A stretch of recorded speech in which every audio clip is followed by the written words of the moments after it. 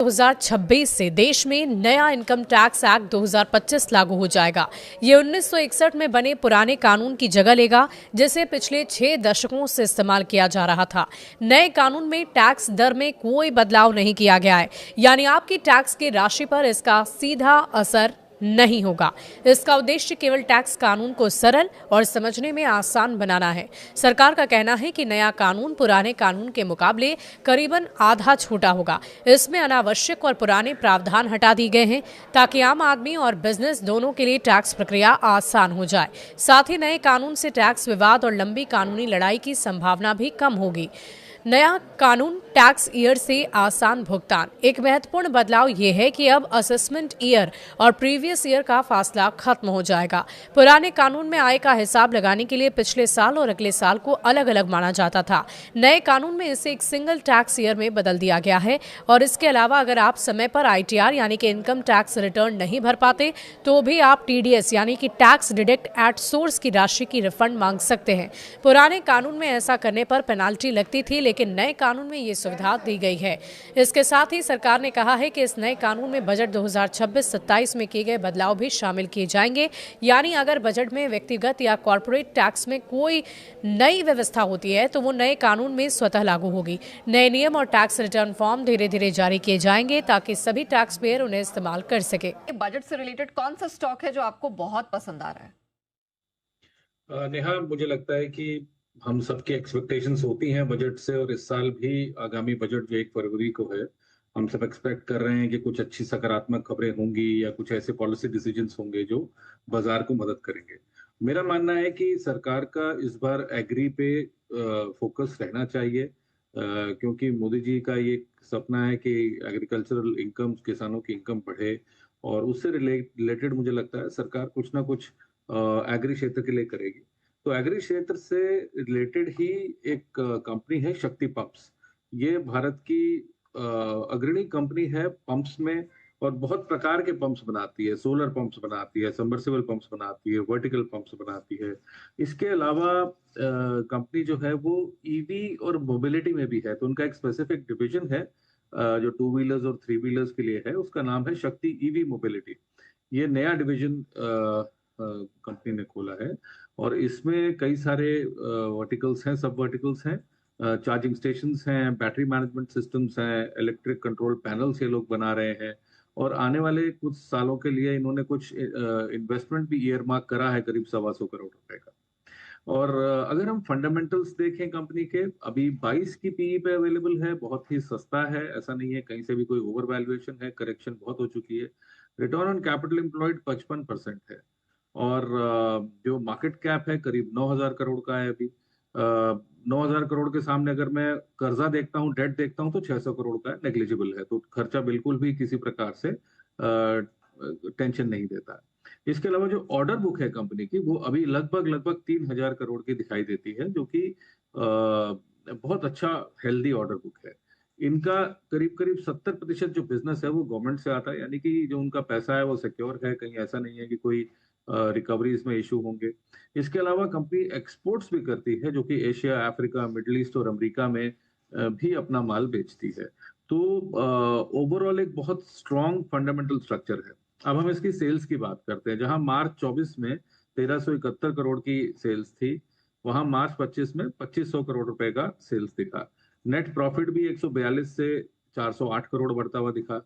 EPS लगभग 11 से 34 तक जाती हुई दिखी। तो काफी फ्रंट्स पे कंपनी के जो फाइनेंशियल्स हैं, फंडामेंटल्स हैं, वो स्ट्रांग है।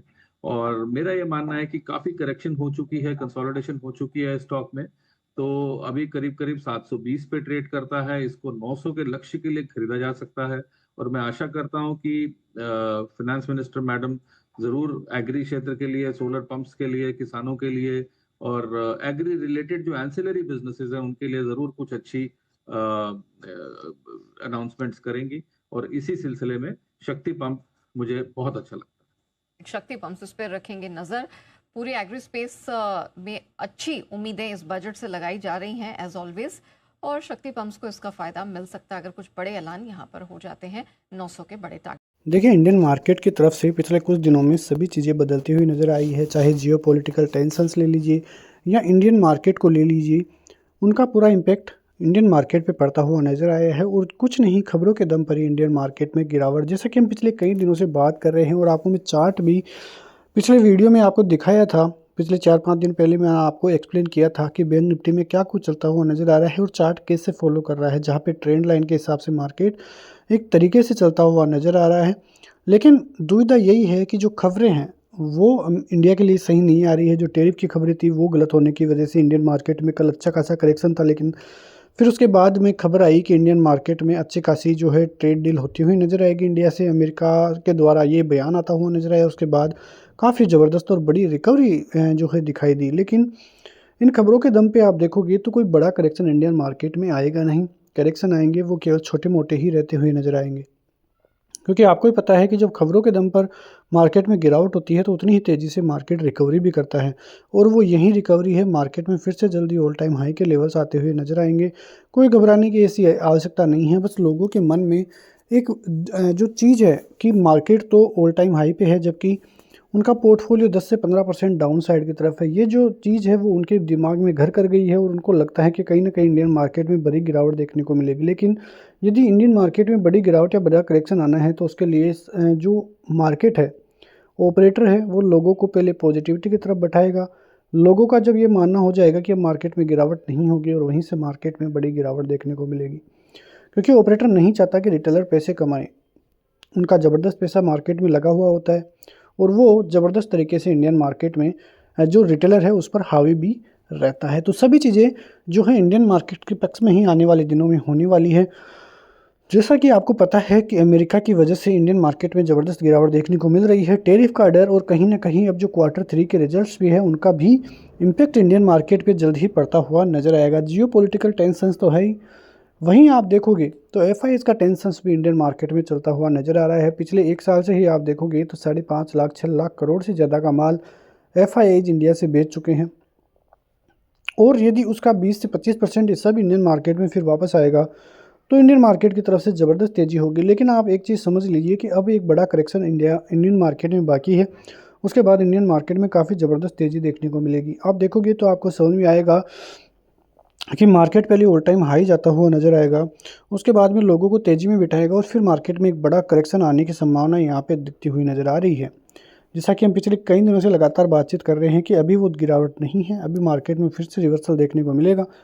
देखिए, यदि बाज़ार 25,500 के ऊपर जब तक है, जब तक कोई बड़ी चिंता का विषय नहीं है, और बैंक निफ्टी 59,000 58,800 के ऊपर है, जब तक कोई चिंता का विषय नहीं है। यदि ये लेवल ब्रीच हो जाएंगे तो एक बड़ी गिरावट फिर दिखाई दे सकती है, वरना इंडियन मार्केट में फिर से ऑल टाइम हाई के लेवल्स आपको जल्द ही दिखाई दे सकते हैं। जैसा कि हम बात भी कर रहे थे कि ऊपर की तरफ यदि बाजार 59,800 का लेवल पार करेगा तो फिर आपको 60,000 का जोन और 25,800 पार करते ही 26,000 का जोन निफ्टी में आपको दिखाई देगा। लेकिन ऐसी कोई खबर नहीं है जिसकी वजह से कोई ऐसा लगे कि इंडियन मार्केट में बड़ी गिरावट होगी।